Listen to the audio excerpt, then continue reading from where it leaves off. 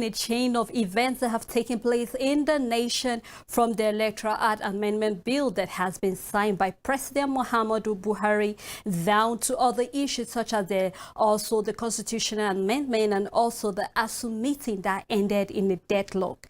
This and many more is what we shall be looking at on National Talk. I am Sela Elisha, and later on the show I shall be having a guest, and together we shall be analyzing some of these matters that has been arising.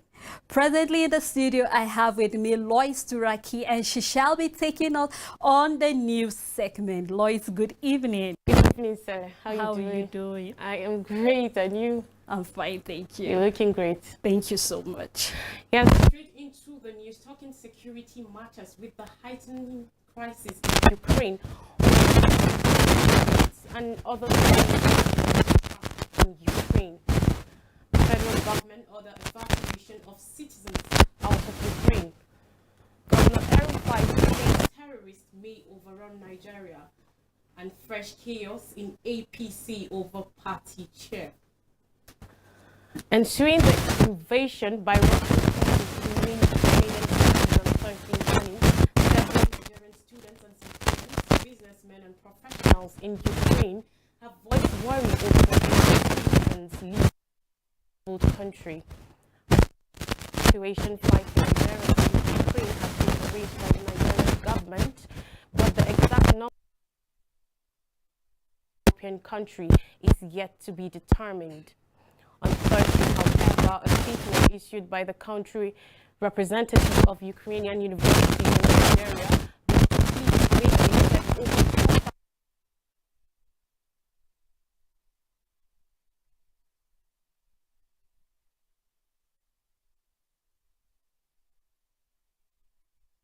of the conflict between Ukraine and Russia. This was verified by Jibrin Chinadi, a former Nigerian ambassador to Ukraine, during an interview. According to reports, Obede reportedly said it is instructive to know that Ukraine, having robust diplomatic relations in Nigeria, is offering affordable university admission to Nigerian students, with an estimated number hovering above 12,000 currently. Reports earlier said the Nigerian government had issued an advisory to its citizens in Ukraine, saying they are responsible for their personal security and safety. A statement shared on Twitter by the Nigerians in Diaspora Commission (NIDCOM) said Thursday the embassy urges Nigerian nationals residents in Ukraine to remain calm but be very vigilant and be responsible for their personal security and safety. The statement also asked students seeking temporary relocation to seek proper clearance and guarantee from their respective institutions, authorities, and agents. Although some Nigerian students in Ukraine said they felt deserted by their country amid the intensifying war between Russia and Ukraine, others say they were living in fear. Meanwhile, House of Representatives has urged the federal government to instantly begin the evacuation of Nigerian citizens living in Ukraine. This is coming on the heels of the attack of the country with military onslaught by the Russian government. Therefore, the House directed its majority leader, Honorable Ado Dogwa, and Chairman Committee on Foreign Affairs, Honorable Yakub Buba, to liaise with the Foreign Affairs Ministry, National Intelligence Agency, and Ukrainian Embassy to achieve the purpose. The House resolve followed a motion of urgent national importance moved at the plenary on Thursday by Honorable Ahmed Munir.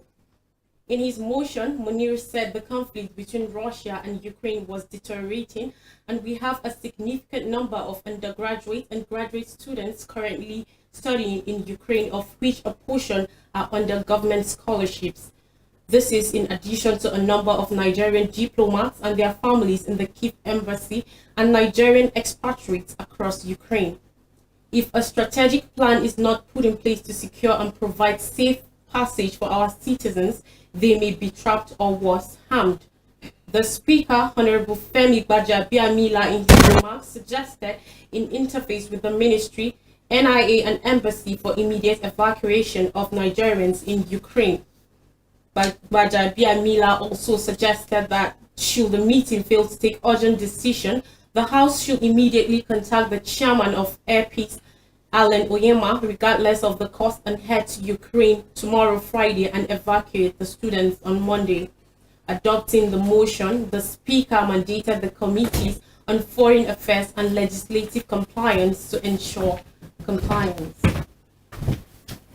Still on the news, still talking insecurity, Nasir El-Rufai, governor of Kaduna State, says Nigeria stands the danger of being overrun by bandits unless the federal government takes critical measures to end the reign of terror building up in the northeast. On Thursday, El-Rufai, while speaking at a media briefing organized by the presidential media team in Abuja, also disclosed that his state spent over 200 million naira monthly to tackle insecurity. In some months, we spend up to 400 million naira to aid security agencies operating in the state. The insurgency in the northwest is far more serious than Boko Haram, both in terms of the numbers of the people affected. I have shown you the numbers in Kaduna. I can assure you that the numbers in Zamfara and Katsina are up to 3 times this if they are keeping tabs.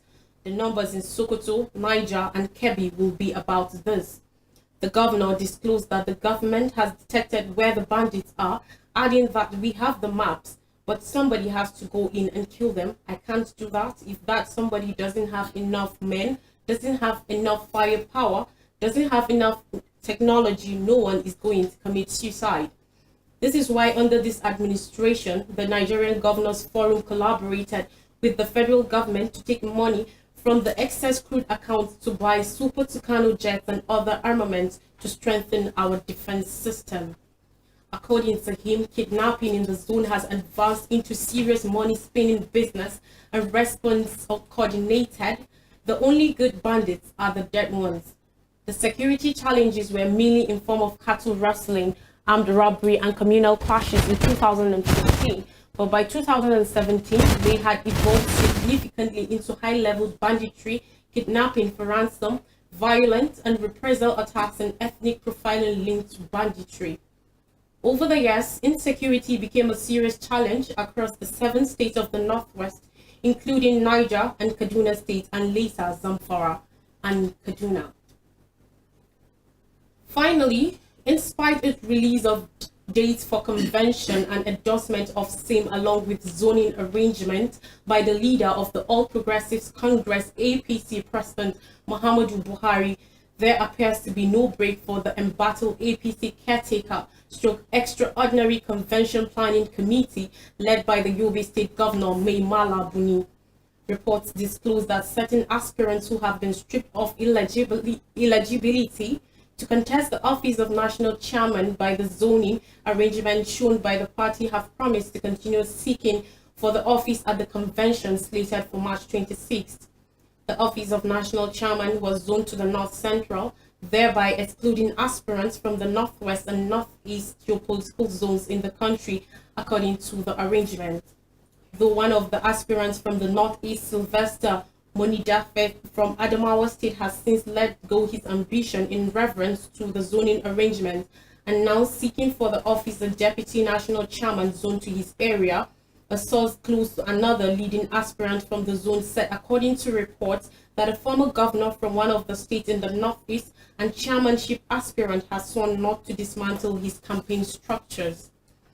A source close to the aspirant on condition of anonymity said it will take formal pronouncement from President Buhari on the zoning arrangement and consensus deal being exhibited by the governors for their candidate to shelve his ambition. Asked to comment on the speculated endorsement of former Nasarawa State Governor Senator Abdullahi Adamu by President Buhari, the source accused the governors as the power bloc behind the move while dropping President Buhari's name. Inquiry revealed that one of the aspirants from Zamfara State has vowed to challenge the zoning arrangement in court if declared ineligible to seek the office. The media team of former Nasarawa State Governor and a leading aspirant, Tanko Almakura, has also dismissed the endorsement of Senator Adamu, who incidentally is from same state as Almakura. Another chairmanship aspirant from Niger State, Mohammed Saidu Esu, has sworn to contest the purported endorsement of Senator Adamu as consensus candidate. Reports last week said the sudden entrance of Adamu into the race triggered a stir in the camps of other aspirants in the party. Adamu is the chairman of a committee set up by the APC interim national leadership under Governor Buni to reconcile aggrieved APC members across the country. His coming was said to be a main concern to the camp of Al-Makura, who was primarily said to be among the three contenders for the position of chairman. This is the much I can take on the news, but remember to be a part of the by-election for Jos North and Bassa Federal Constituency and Tangshin Constituency of Plateau State. Well, still ahead on National Talk tonight, I will right now hand over to Sele as she engages us on issues happening in the country. Please stay with us. Sele, over to you. Thank you so much, Lois, and have a blessed weekend. Yes, there's been quite a number of issues, a number of matters that has been arising in the nation, and we shall be discussing that shortly. And remember, we shall be going on the break, and when we come back, I shall introduce you to our guests. And we're live on Facebook and also on YouTube, so you can follow us there. Drop your comments, and I will do well to read them. Let's take this time out. We will be right back.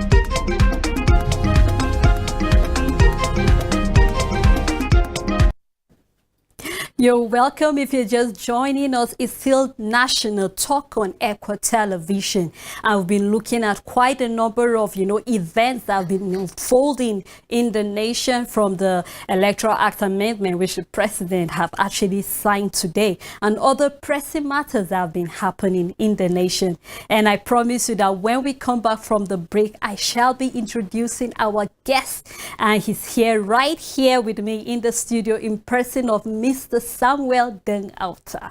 Good evening, sir. Thank you very much. Thank you for joining us in the studio. Thank you very much.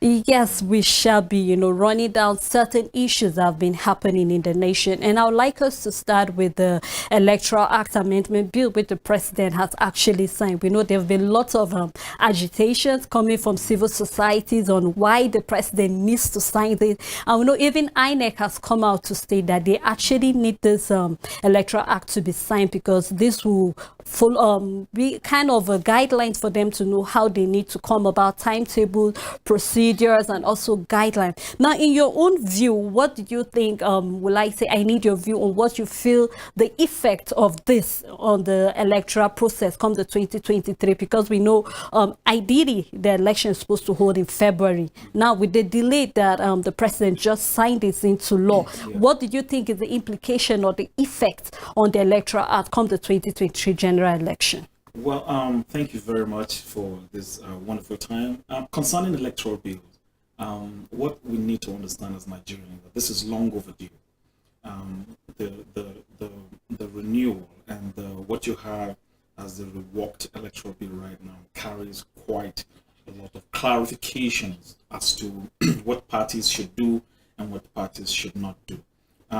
It's a very large document, but what is coming to mind that all Nigerians have been very much interested about is their, what do you call it now, the direct rule, so the direct primaries, well, the indirect primary, and then the consensus system of coming up with a nomination or with a nominated candidate. So I think this has actually clarified that parties right now can decide what they want to do. Parties can right now move with the INEC timetable. As a matter of fact, I think it was 2 weeks ago that INEC actually warned that if the president does not sign this bill before the end of February, then the general election for February, March next year has to be shifted. So I think it's a great thing that the president has signed the electoral bill. Right now, the rules are there. I mean, the rules are set. The information are everywhere on the internet. Nigerians should go there, check this information, get abreast with them, and then work with them. With the rework bill signed right now, anybody can challenge the process. And one of the things also that the bill has allowed for especially politicians who are seeking offices is the fact that the moment you're not satisfied with any primaries that is conducted, you can challenge it even before the general election. So I mean, gone are those days where we have candidates who lost primaries, challenging the process of primary election even after someone has won either the governorship election or the presidential election. Right now, the new electoral bill has clarified that it has set up a system where if you're not satisfied with who emerged as the party flag bearer, you can challenge the process. And the electoral bill has created time for that to be sorted and on so many other issues. So it's a great mileage achieved by Mr. President, INEC, Nigerians also. I learned recently that if he had not signed it this week, there was going to be a massive protest all around the country. So whether or not the protest is holding, we know that the bill has been signed right now. So Nigerians can go to rest and trust that this bill will work out some things for us. So still looking at the electoral bill, I'm actually looking at the role of INEC, because we know if you to ask for people's opinion, people have the opinion that the INEC did not have to wait for the president to sign out the electoral bill. There are certain guidelines that they're supposed to have started working on. But do you think with this, it will actually delay them in bringing out all these guidelines, procedures that voters and also candidates needs to know what they need to follow? Well, what I can tell you about this right now is that I know that INEC has been proactive. Yes, INEC was not waiting for Mr. President to sign before they began to prepare their timetable. And just watch it. In a week's time, INEC is going to bring out the general election timetable. I believe that very strongly. This was why INEC was warning that if the president does not sign the bill before the end of February, will have no choice than to shift the general election, because it was they were saying this predicate upon the fact that they have a prototype timetable already for the general election. So if the bill is signed as it is right now, it simply means that we are still within the time frame of work for general elections to be conducted between February and March in 2023. So it's a good thing for us. So as a nation already, Nigerians should be well. The APC government, as far as the electoral bill is concerned, has done well. Let's give it to them. This is leadership, and especially because the pressure has come so much on them. I mean, whoever said they didn't want to do it, that's a question of the past right now. Now they have done it. It will clear a lot of crowds. Whether you want to allow people to stand behind the candidate or you want to do the delegate system of primaries, at the party level, this has now been clarified. Parties can decide to do, certain things that is within the rules that this new electoral bill. One of those new rules right now is electronic transmission of result. So nobody can say we were coming from Wasi and we were, the road was blocked and we can no longer or we couldn't come to Jos, or we're coming from Shandam and we got to Yalawa and the hoodlums just stopped the results from coming. This is no longer tolerated within this electoral bill. You can, from wherever there's network, transmit the election result electronically and it will be accepted. And then good enough, I think INEC has test run that in Anambra State. I don't know what's going to happen tomorrow during the Just Not Basa by-election. Probably, I'm expecting that INEC will still test run that, where results will be electronically transmitted. So it has been tested in Anambra State. It worked. It should be tested tomorrow, and in other states where the by-elections for APC and PDP have taken place. This is a mileage for us. It's not yet perfect, and let Nigerians not think that the reworked electoral bill it has solved every problem that we have in our electoral system. It's not yet perfect. We're still on the process of perfecting our electoral system. Just to remind you also, our Nigerians and our viewers, that INEC is supposed to be independent, but she's not yet independent, because under the Nigerian system of appointing who becomes the INEC chairman, you realize that the president still has the power, the veto power, to appoint anybody he wishes. But there are supposed to be protocols where within the system of INEC, people emerge leaders, but that's not what we have. So the system is still controlled by the federal government, but the electoral bill that has been passed has actually given INEC and our electoral process some new phase, some level of independence that we can go. I mean, we have moved one level upward, yes, in our democratic system. So I believe very strongly that we are taking a step in the right direction. So this is good for us. That's the politics of law, and the law of politics will actually take its place. Now, I would like us to move to the Constitution amendment. We know within the week, the National Assembly came out with some amendment that they would like to make in the Constitution. And one of those amendments that actually, strike me, or will I say lots of Nigerians, was the fact that, looking at the fact that they want will I say, preceding officers to start receiving pension. Now, we are aware that some of these preceding officers were one-time governors, either in their various states. If it was, if possibly maybe one of these preceding officers were maybe working with maybe the Air Force, they are still receiving pension there. And we already know that Nigeria presently is on the red alert, looking at our economy. Now, what will you, if this law come to be signed into law, what would be your take on this? Because we really need to look at how we need to move forward as a nation, and looking at what the National Assembly is, will I say, recommending that the 1999 Constitution, part of things that should be amended. Sorry. Okay, just to bring your mind back to what has been happening, there are several movements in this country right now who are actually calling for the secession of Nigeria, or for the breakup of Nigeria, or for what you call a referendum for Nigerians to sit down and to agree again whether we want to continue as Nigeria or not. The reason why I'm bringing this is because one of those movements called, NINA. I can't remember what NINA stands for right now, but there something to do with the lower, Delta or Niger, something to do with the minority movement, of Nigeria. They are calling for Nigerians not to even go for election come 2023, because they believe that the amalgamation of 1914 was fraud. The amalgamation of 1914 has expired. We need to come together again and ask ourselves whether we want to continue as Nigerians. Yes. Now, this is very paramount, because this group of people, I think yesterday or so, they are on the air again saying that, you see, the amendment, the constitutional amendment that has been proposed so far will not solve the problem of Nigeria. To a degree, yes. To another degree, no. Let me make some very great clarification. It's about system. The constitution is the operational manual of this country, and what I have always advocated for when it comes to the workings of Nigeria as a nation, it is not constitutional amendment. There's no country on earth today that has a perfect constitution. It may interest our listeners or viewers to understand that in 2020, after the US election, Americans just discovered that the constitution is flawed. The constitution did not make any arrangement to remove a president that has lost election in office but refused to concede. There was no arrangement in the constitution to remove such a president. So it has to take the Senate and the House of Representatives a combined session on the 6th of January in 2021 to remove the sitting president. What am I trying to say? You see, what is the problem of Nigeria? Is it constitution or leadership? The problem of Nigeria is not constitution.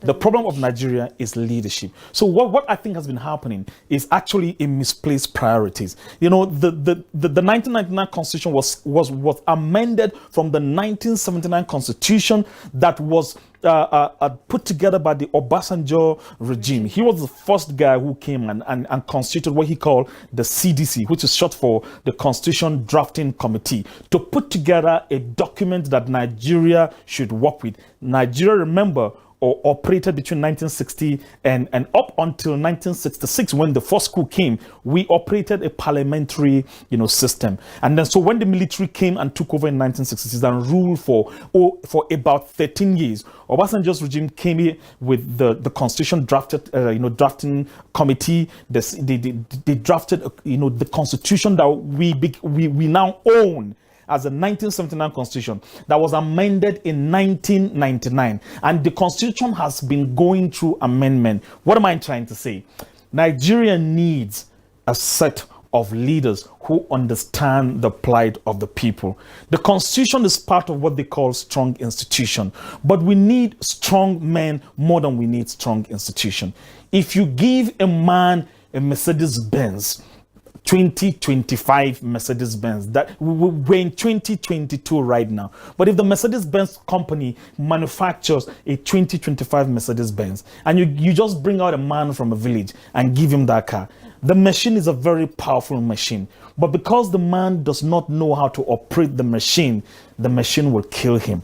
What am I trying to say? When you have strong men in the position of leadership, they will come up with the strong institutions that will amend or fix Nigeria's problem. The reason why there is a problem with this amendment of putting preceding officers, on pensions is because some people are selfish. Nigeria is poor as it is right now. Nigeria's debt profile is over 138 trillion naira, right now. So by statistics, about every Nigerian, population of Nigeria right now is about over 200 million people. So if you divide that by the population of Nigeria, you are owing about 284,000, and we're still collecting exactly. Yes. So the issue is not constitution. The issue is leadership. The issue is not constitution. The issue is leadership. When you put the right man on the wheel, he knows how to direct the car. He will know when the tire is wrong. He will know. But when you say you want to fix the car, first of all, and then you bring a man who cannot drive properly in the car, he will destroy the car. So let me round this very part of this discussion with this. If you take the current Nigerian leaders and give them the American Constitution to operate it in America, America will fail. If you give them this current leadership in this country, give them the Singaporean constitution to operate either in Nigeria or in Singapore, Singapore will fail, or if you bring it here to Nigeria, it will not work. What's the problem? The men who are operating the manual. That's what is wrong with Nigeria. Constitution has never been our problem. What has been our problem in Africa and in Nigeria is the men who occupy the position of leadership. And until we begin to see that, the men who caused the problem in this country are the same men who are making an attempt to fix the problem. And that's not going to happen. We will continue to rigmarole in a vicious cycle of stagnation, and our problems will never be fixed. Take, for instance, if this organization called NINA is calling for Nigerians not to go and vote for 2023, invariably, what are you saying? Let the current leadership continue. So these are the things we need to begin to, to look at from a different scope, and perspective as far as national development is concerned. Yeah. Of course, we need to grow as a nation and not keep depending on things that actually won't make Nigeria, to grow, and looking at the people, just like we're always agitating, and that's why on every program we tend to say the importance of having our PVC, because when you know your power, when you know your right, know who to vote. Of course, you That's know right. who to elect into office, and you'll be able to look at the track record. Exactly. What were they able to do while they were, given various positions of government? It's something we really need to know. Exactly. I always say, shine your eyes as a citizen. Yes, we need to shine our eyes now, especially now. Of course. Yeah, we still have other pressing matters arising that I would like to, to take. But I'd like to go on a break. And when we come back, our phone lines shall be open. And remember, we're still live on Facebook and also on YouTube. So you can drop your comment and we shall read. Let's take this time out. We'll be right back.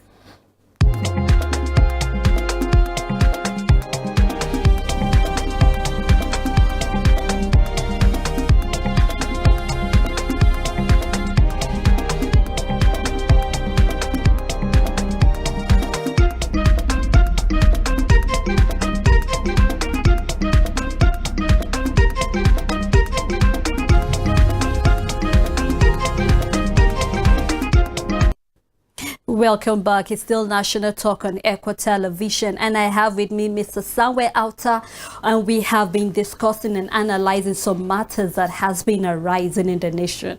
Welcome, and thank you so much, sir. It's my pleasure. Yes, we've been looking at, other pressing issues happening, and I would like us to look at another pressing issue. I think I call this very dear to my heart because I believe that education is the bedrock for any nation. Once the educational sector is suffering, then definitely other sectors little by little begin to break down. And I tend to tell people that when I'm in any conversation, I say it's like cancer. When you don't remove the lump or the tumor that is there, then eventually it tends to eat the entire body. That's right. Now let's take a look at ASU. ASU went on a 1 month warning strike. They said on the 14th, and I was telling people 14 tend to give birth to lots of issues because on the 14th of February was when we also have Abba Kyari, the issue with the drug cartel and also the ASU. They had a meeting with federal government, but then it ended in a deadlock, and which they are hoping to resume next week. Now, looking at this issue tends to be that is it the federal government are turning a blind eye, or possibly ASU are insensitive? These are other different school of thoughts that people are coming from. Looking at the fact that when we take a look at some of the demands ASU brought, looking at the new payroll they want, looking at other issues that JAM has been invading in what they're expected to do as academic sector. These are issues that people will tend to add, what is the problem? The first time ASU went on 1 week warning strike, we went on 8 months, and now we are planning on just one month warning strike, and we cannot tell. And let's not forget that the students are the ones that they're receiving. And now, what is the way forward? Because I always ask, must there always be a strike before certain issues to be addressed in the nation? What can we do? Let's look at the issue of education from a very holistic point of view. First of all, what is the problem? If you want to look at the educational problem in Nigeria, let me not use the case of the egg and the chicken. Which one comes first? You never can come to a point where you say this came before this or before. So if you look at the Nigeria's educational system with the eyes of the egg and the chicken, we may never arrive at a solution.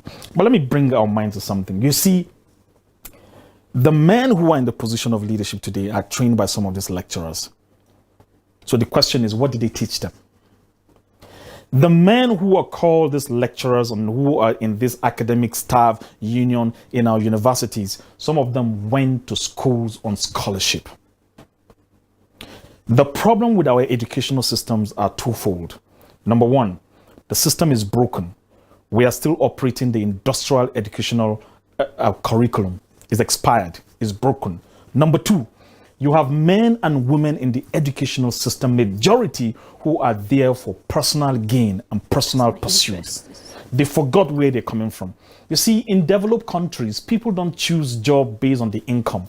People choose their job based on the passion they have in that work. So when you are doing a work, when you find yourself in an industry that you have a passion for, that you are called to do, something that resonates in your spirit, something you are wired to do, how much you're being paid there is not a problem. It's your happiness and the fact that you're making impact that is the biggest question to ask. So when you look at it from that perspective, you will tend to say, well, ASU is wrong. But how about federal government?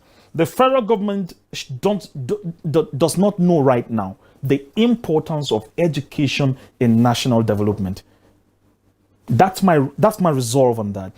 Because if they know the importance of education in national development, then ASU should not go on strike for 1 day. But don't forget also that federal universities in this country they receive monthly subvention from the federal government. The question is, how have they managed these monies over the years? Our universities have been collecting a lot of money. We don't have research institutes in our universities. Today, graduates from our universities will come up with one kind of local manufacturing from the mechanical engineering department or this technological department, a production that somebody in China in a backyard industry has manufactured more than 15, 20 years ago. Today, our graduates are actually bragging with such kind of local innovations. As far as I'm concerned, these are not innovations. These are not creativity. The reason is very simple. Why are we seeing all these things? We have not improved our curriculum from the industrial education system to the information age educational system. I tell you, there are lecturers in universities today who don't even have email addresses.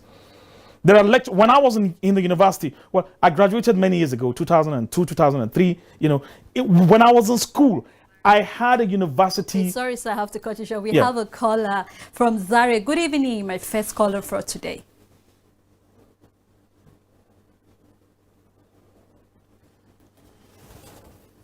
Good evening. Please go on. You have 30 seconds. Good evening.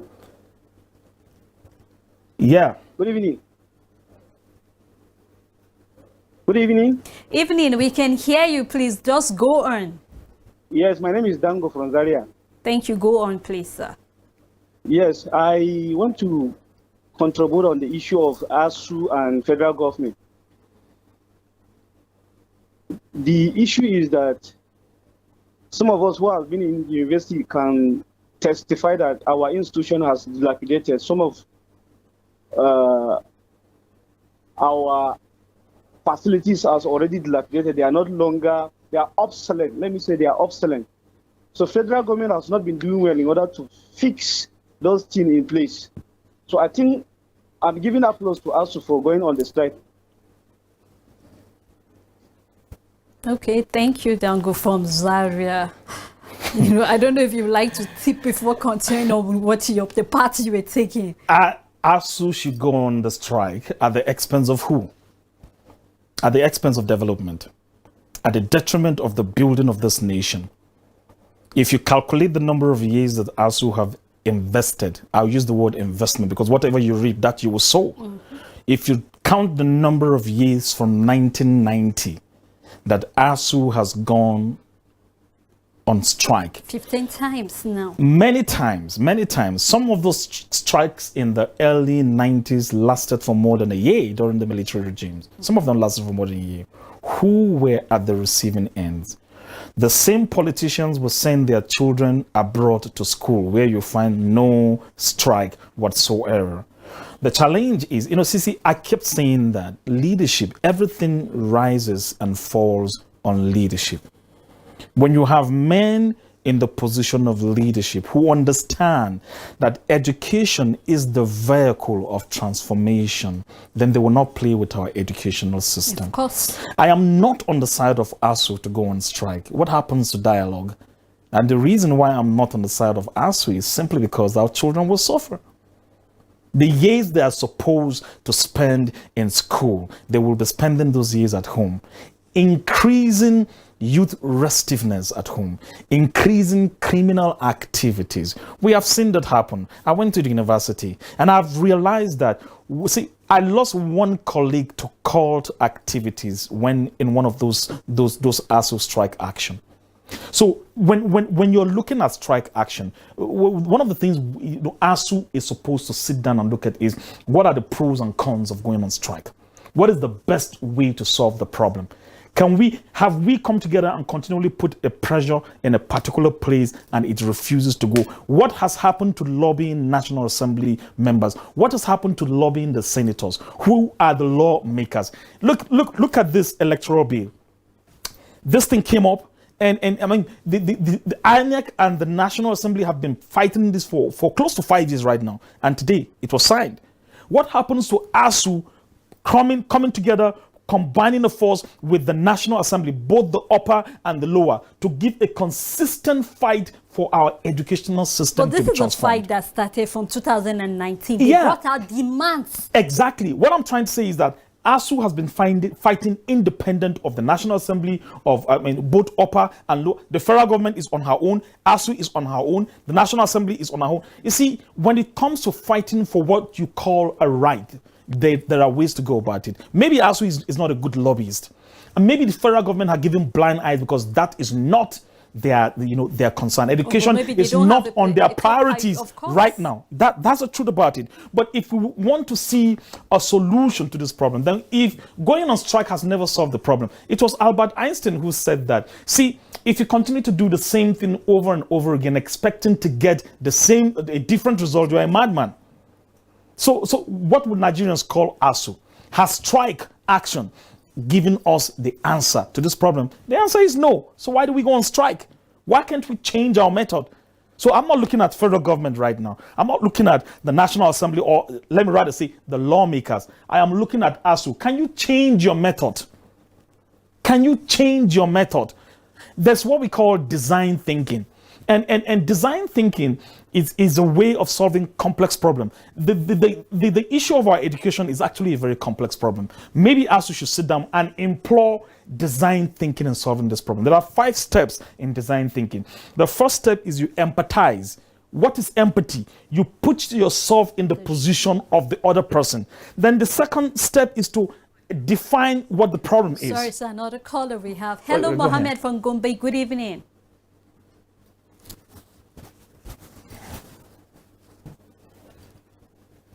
Good evening, how are you? Fine, thank you. Please go on. You have 30 seconds. Other callers are waiting. Yes, I appreciate what is going on. But I just want to disagree with the writer. With the speaker. Because that ASU is on our own, I disagree. The National Assembly has been involved from the beginning up to date.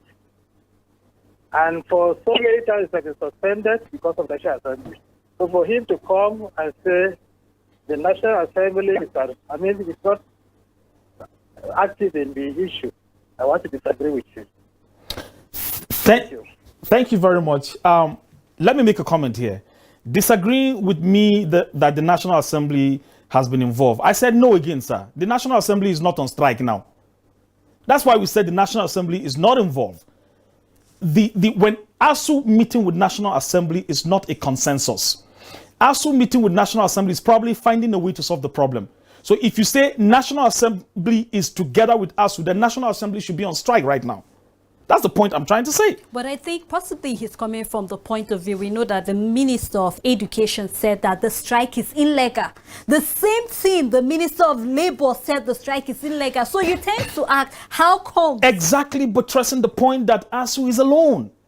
ASU is alone. So has the National Assembly, risen to the task anytime to say we are not going to resume session until our educational challenge are met? Has the National Assembly at any time in the past said, look, education is as important as any issue of life and death in this country? As much as we press forward for the electoral bill to be signed, can the National Assembly take the same action and on education? Until they do that, the National Assembly is on her own, just trying to give an eye service to ASU that we're together, the Senate, the House of Representatives, and ASU. These guys are all fighting differently. But That's the truth someone about will it. come from the point of view that, okay, just recently there was a war, Russia invading Ukraine, and we already saw the proactiveness coming from the House of Rep. Let's go evacuate our students from Ukraine. Misplaced priorities.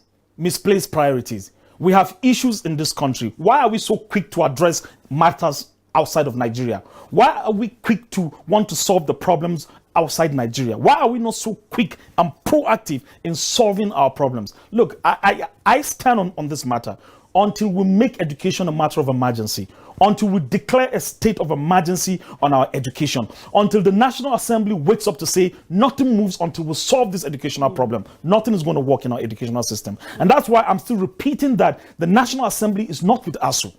They're not with ASU on this matter. ASU is fighting alone. They may have come together with the National Assembly to sit down and talk about matters. How do we go about it? Okay, we have submitted our demand. National Assembly will say, okay, we will go through this demand. We will make sure we put the right pressure. No. When you talk about proactive action, because of the importance of education in this country.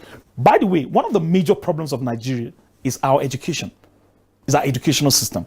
We have people, very incompetent people, occupying different positions. Recently, there was a case between ASU and the Minister of Information and Technology and the Federal University of Technology concerning the authenticity of his professorship. We have people in this country today who claim to be professors, to be doctors, but they can't defend those papers. We have problems in our university system. The problem of our educational system is not a problem of dilapidated infrastructures alone. It's far beyond that. We have a character problem. We have a moral problem. We have an institutional problem. We have an environmental problem. It's just a bunch of conundrums. So if we're saying the issue is a dilapidated infrastructure, we have gotten it wrong. Recently, 2 years ago, we have heard cases of lecturers asking for sex from students to give them pass marks. We know of cases in universities, we can't mention them here, but we know universities in Nigeria that politicians go there and buy certificates and they backdate it. Is that not a problem? A big problem. That's a big problem. You give somebody a certificate and he did not go through the process, the manual process, the sitting on the class process, the writing of thesis process, the research process, the sitting down to interact, two-way traffic. You ask a question, I ask a question, and then go and do research and solve this contemporary problem. They haven't gone through that. They bought the certificates and they presented it to the same National Assembly. The same National Assembly will approve them for the nomination of a minister or the appointment of we have a system that is whacked, and we need to come back to the drawing board and say, what is our problem? Exactly. What is our problem? So let's not limit the educational problem to dilapidated infrastructure. We have a character problem. We have a moral problem. We have an integrity problem. We have a problem of transparency, accountability. Vice chancellors will collect money and not account for it. Who is talking about that? So except we start holding such people accountable. Exactly. So we need to start holding such people accountable. If those Nigerians that are listening to this right now, you may want to go and just take one university. Just take one federal university. Go to the allocation office or go to NUC and ask, within the last 10 years, how much was given to this university? And if you want to do a research, find out what has the university used this money for. It's a big question, $1 million question that we need answers. So there's quite a lot. People who are not God-fearing, when they occupy the position of leadership, all manner of things will happen. Of course, all manner of things will happen. This will take us down to, because our time is quite spent. But before we actually round, I would like us to take a look at the insecurity in the nation. Yes. This insecurity has been eating this nation bit by bit by bit, and it seems that we're adamant about handling that issue. Just recently we had the governor of Governor El-Rufai, that's the governor of Kaduna, coming out to say that if we don't do something, banditry is even becoming worse than Boko Haram. Now this will bring to what are we doing as a nation? It still leads us to the proactiveness that we tend to give a blind eye. And I always say to people, when you feel that because it has not reached me, I'm not going to do anything about it. It's just a matter of time before you realize it. It will be right there in your house. So what are some of the proactive steps? Because I know definitely insecurity is something that if we don't fight it already, he brought out the issue that there are people who are financing this, banditry and kidnapping. And I don't know why as a nation, these are questions that people are asking. Why have we refused to expose those who are financing this Boko Haram and also banditry in the nation? This will bring us back to, in answering this question, back to what I said initially when we started. We need strong men in the position of leadership. As far as solving insecurity problem is concerned, Nigeria has a very strong institution. Sorry, sir, we have a caller. Hello, Ezekiel from Bauchi. Good evening, please. You have 30 seconds. Can